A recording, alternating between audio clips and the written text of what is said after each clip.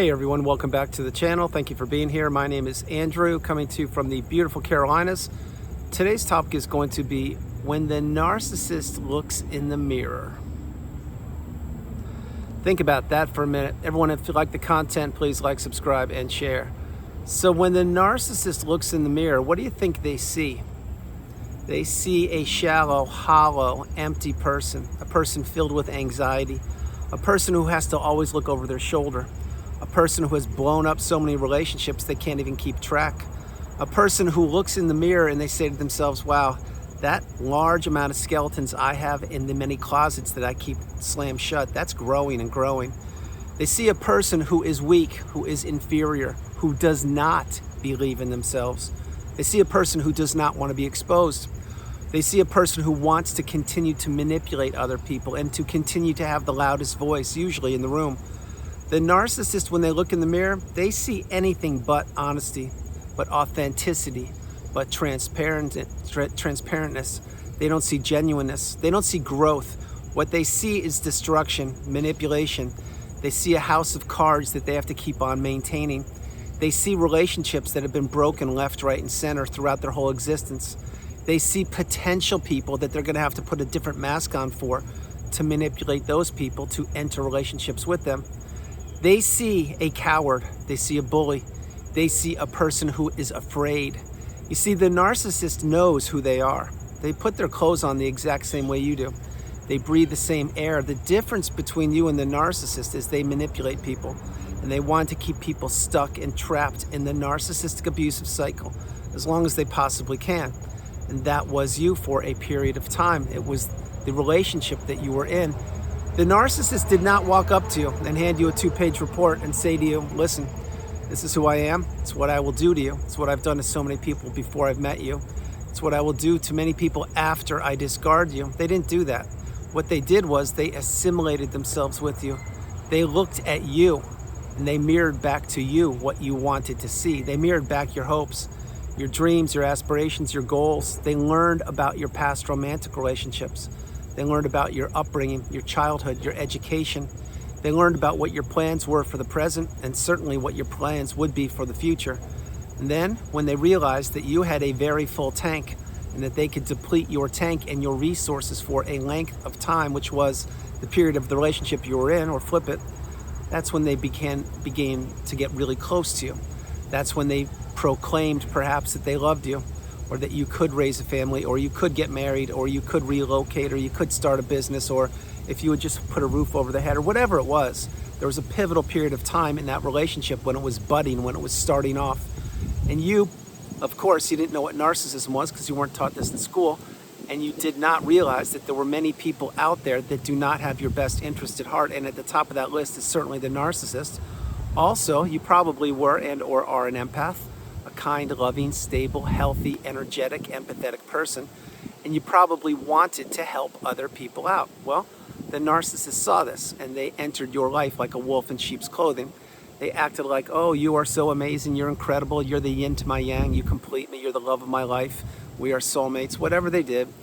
Or maybe we're besties, or I love all the hobbies you like and everything, or you're so great at your job, you're just remarkable. Whatever they did, they got really close to you. And again, you didn't have boundaries back then, so you didn't know how to say no, the strongest word in the English language. And remember, when you say no to something or someone, you are saying yes to yourself. But you didn't have all this insight and all the wisdom that you're now acquiring. And back then, you were trusting that the person who turned out to be a narcissist was who they claimed they were. Nothing, and I mean nothing, could have been further from the truth. The more they got you to fall into the trap with them, the more they spun the web of manipulation around you, the more isolated you became, the more of a shell you became, the more of an extension to the narcissist you became, because you lost your identity to the narcissist. Your resources were taking a hit left, right, and center, which included your time, your energy, your money, your love, your empathy, your relationships, your hobbies, your status, your sleep, your clarity, your mindset, even your soul. Now, all of these things the narcissist wanted to take from you, and so many more. And when they did take whatever they could from you for the length of that relationship, well, then they usually discarded people or discarded you. And if you were discarded, or if you ended it yourself, either way, my heart goes out to you, but you were in that relationship and you figured out rather quickly that post-relationship, nobody was going to come knock on your door and save you, number one. Number two, most people disappeared like a cockroach in the kitchen at midnight when you turn the light switch on because they were drinking the Kool-Aid of the smear campaign, or they were enjoying watching your life implode and they were grabbing their popcorn.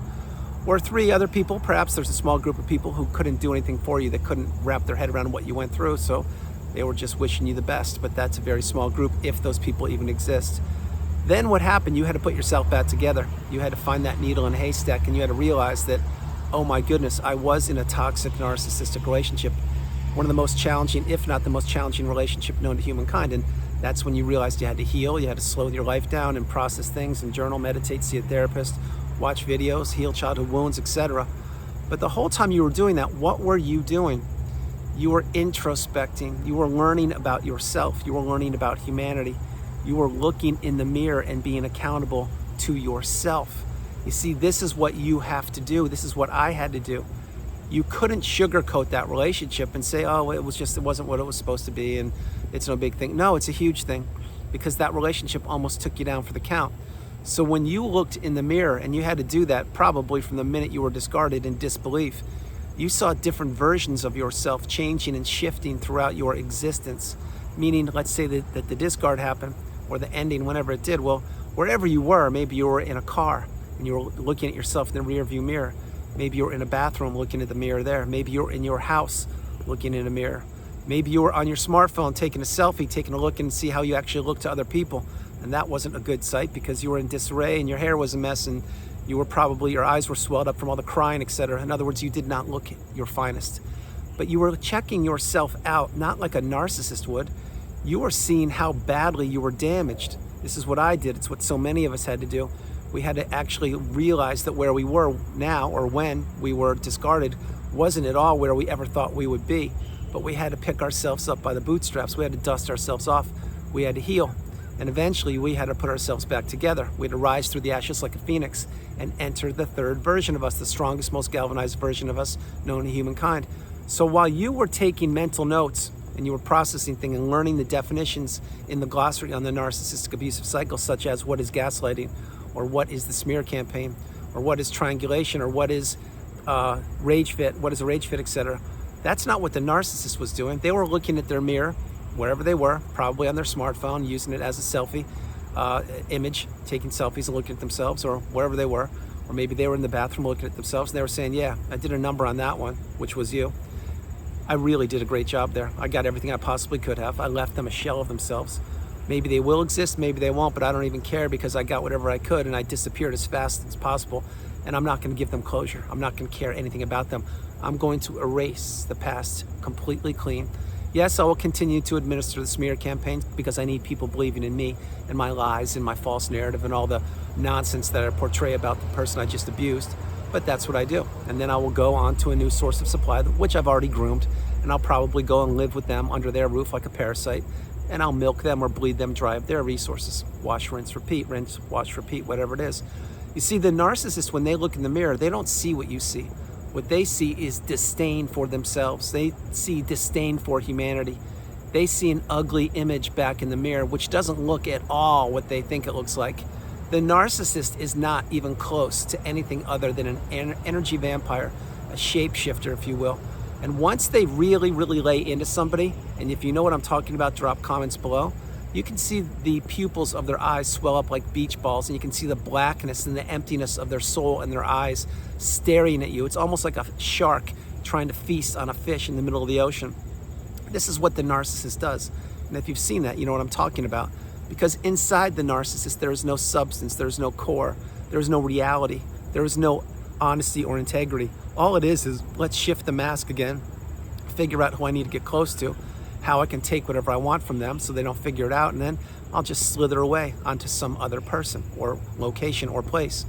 This is why when the narcissist finally looks in the mirror, after all of the audience has left, because the audience is not buying tickets to the show any longer, and all of their kids have blocked them, they don't want anything to do with the parent or the person, and all of their spouses, unfortunately, are either not with us on the planet, yes, I do mean that, or they blocked the narcissist and they've healed, etc.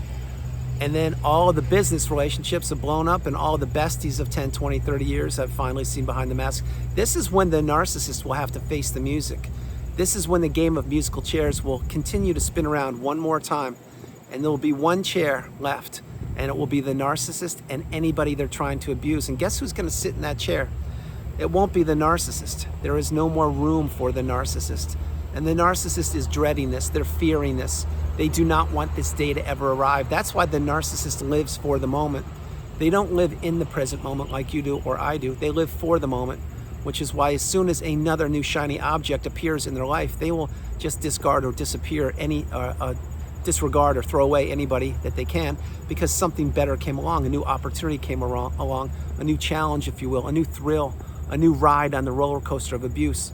This is what the narcissist does. It's what they did when they met you. It's what they did before they met you. It's what they're doing right now. But when all the ghosts come to the surface and they bubble up in the tiny little brain of the narcissist, and there's no one buying tickets to the show any longer because people see behind the mask. And yes, the narcissist is getting older and they are becoming the aging narcissist, but this video is not exclusive for the aging narcissist. When all these things happen, and believe me, they happen quicker than you may think, that's when the narcissist is stuck in their tiny little brain. That's when they have to check into a motel because they have no more money, or they have no more resources, or there's nowhere else to go to. And they will go in that motel, they will turn the lights on. It will be nothing but cockroach infested. It will not have been cleaned.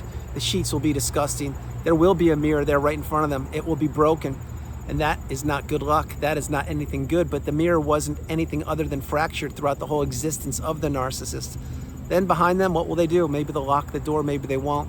They'll turn the TV on, which is now a box TV from 20, 30 years ago. It's not a flat screen. The internet will be going in and out. They will be playing a radio from days gone by. The lights will be turned off. They will lay down on a cockroach-infested bed. Yes, this is graphic, but it's sometimes real. And they will just sit there and stew, and they will have to commiserate, and they will have to think about all the abuse they've dished out and realize that that abuse will come back to roost. It will come back to roost in the narcissist's little brain whenever they have to look in the mirror, which in this case is a cockroach-infested motel with a broken mirror in front of them with the pitch black lights turned off. And this is what the narcissist will have to do. They will stay in that location for a couple hours, maybe a day, maybe a weekend, who knows, and they will have to get all the toxicity out of their little brain. They will process things, they will wail, they will scream. They will actually not want anybody to know what they are doing, but this is the way they will have to purge. This is the way they will have to regulate. And the reason why they do that is because there's no human being to abuse any longer. You see, it's just the narcissist and their fractured, tiny little brain. Their ego that once ruled so many people's lives has now been destroyed. They now have to face reality, which is that nobody cares about them because so many people have given them opportunities left, right, and center, including their own children, their own spouses, their own neighbors, colleagues, coworkers, friends. Anybody would give the narcissist an opportunity in their younger days when the narcissist was keeping the mask super glued to their face. But now the narcissist can't do that. You see, they're losing it. They're becoming unhinged, and they're losing their sense of reality. This is what happened to you when you were in the relationship, not the motel example, but you lost your sense of reality. You lost your direction, you lost your purpose, you lost your focus because the narcissist was abusing you left, right, and center. They were gaslighting you, etc. They weren't having you believe in yourself. They were blame shifting you. They were having you doubt yourself. And the whole time you were working to maintain that relationship, you were putting out the fires that the narcissist was starting intentionally. But again, you healed, or you are healing. You're out of the narcissistic relationship. You've gone no contact. You've blocked the narcissist. You've deleted them, removed them and all flying monkeys and people associated with them. That's why you are a resilient, courageous, determined, and strong individual. That's why you are ascending and elevating higher than the sun, the moon, and the stars, because the narcissist could not extinguish your beautiful, bright, shining light. And they tried. They gave it everything they had, hoping you wouldn't exist, but here you are. So as I'm creating this video and you're consuming it, maybe you're going to bed, maybe you're waking up, maybe you're having a coffee, maybe you're at lunch, maybe you're on the beach, maybe you're on a plane, maybe you're sitting right next to the narcissist and you're getting the wisdom and saying, oh my gosh, I really need to get out of this relationship. Wherever you are, this is where you're meant to be. But the narcissist cannot change. They cannot ever elevate or ascend. All they want to do is want to keep people stuck believing in the mask, existing in that low vibrational quagmire state where the narcissist exists. This is why they try to keep you tricked and trapped and under their thumb. So fast forwarding, yes, you had to introspect, you had to heal, you had to process so many things. That's what you did, or that's what you're doing, or that's what you've done. The narcissist is incapable of doing any of those things.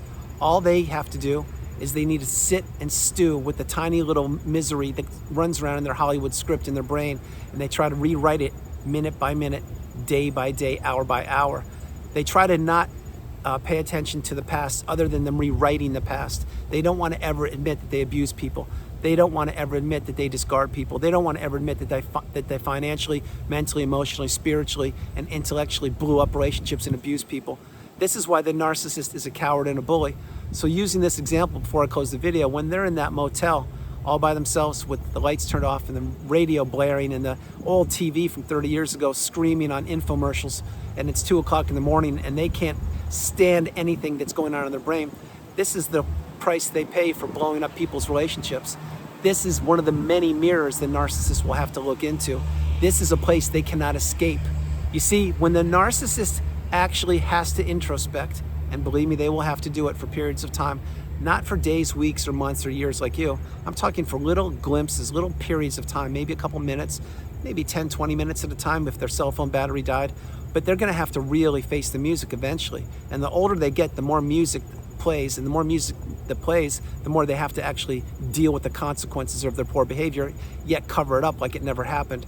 But this is the crux, this is the conundrum, this is the challenge for the narcissist. You see, the narcissist had the best thing they would ever have in you, and they knew it, and they try to destroy you. They try to blow up your life and anything that mattered to you. And they accomplished some of that, but not all of it, because they couldn't finish you off because you're too strong. And what happened? You healed, or you are healing, and you're reaching the pinnacle of indifference, which is where you no longer care about the narcissist or anybody from that period of time. And this is a good thing for you. It's not a good thing for the narcissist, because where are they? They're stuck in their own mind. They can't escape it. All they can do is get out the paintbrush and try and paint over the narrative of the past and hope that other people will believe it, and hope that they too will believe it themselves, and they hope that they're such a good snake oil salesperson that they can continue to manipulate people. But again, as I mentioned, when nobody's buying tickets to the show any longer and people see behind the mask, and the narcissist is aging, because we all are aging, that is not a good thing for the narcissist, because they are left isolated in that motel room, cockroaches crawling all over them, broken mirrors everywhere, the sound is blaring, and they can't escape themselves, and they don't know what to do or where to turn to. You see, this is what the narcissist never wanted you to figure out, that they too have to look in the mirror. They have to look in the mirror when they're driving a car, when they're parking a car, when they're taking selfies, when they're in bathrooms, when they're in people's houses, when they are looking at a reflection of water or of a pool. These are all reminders of how toxic the narcissist is. So don't think that the narcissist is looking in the mirror and saying to themselves, wow, I'm so beautiful, I'm so handsome, I'm the most amazing person. No, that's what we thought the narcissist thought years and years ago before we got the wisdom. The reality of the narcissist is they look at themselves in the mirror and they say, yes, I need to fool myself into believing that I am someone I'm not. I need to hide the anxiety. I need to hide the destruction. I need to hide the manipulation, the confusion and chaos that runs in my mind. And I need to be able to sell it to other people. And then when I sell it to other people, I need to have them pump up my fragile ego so I can go to the next day and the next week and next month and year, decade, etc. But again, eventually nobody buys tickets to the show, and the narcissist is stuck all by themselves, no matter where it is. This is when nobody will be buying their, no one will be buying a ticket to be an audience member any longer. So everyone, that's the video. I hope you liked it. I loved doing it from the beautiful Carolinas. This is Andrew. Namaste. Have a great afternoon, evening, or morning, no matter where you are on the planet. You are not alone. Remember that, you are not alone. And when the narcissist looks in the mirror, you may think to yourself, wow, the narcissist, they used to be so beautiful or handsome, or maybe they still are. Well, maybe that is or was the case, who knows? But that doesn't change the fact what is underneath the exterior of their physical appearance. And that's what really matters. You see, beauty fades away, hairs turn gray, wrinkles appear, but what doesn't change is what's inside of you. Either you are a beautiful, bright, shining light, maybe even an empath, and you care about humanity, and you want to better or improve the planet, or you want to do the exact opposite, and you want to tear people down and destroy relationships and blow up everything that you possibly can. But either way you slice it, if you're the narcissist or if you're the empath or someone in between, there's a big price to pay for being any of those people, meaning the toxic narcissist.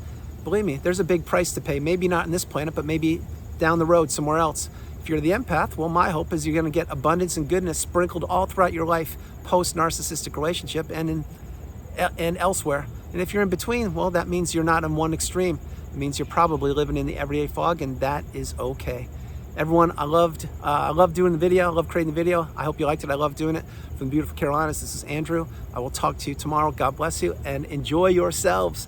And take a good look in the mirror and be proud of yourself and be proud of how far you have come. I love you so much. God bless you. Here is a big virtual heart. I'll talk to you tomorrow. Bye.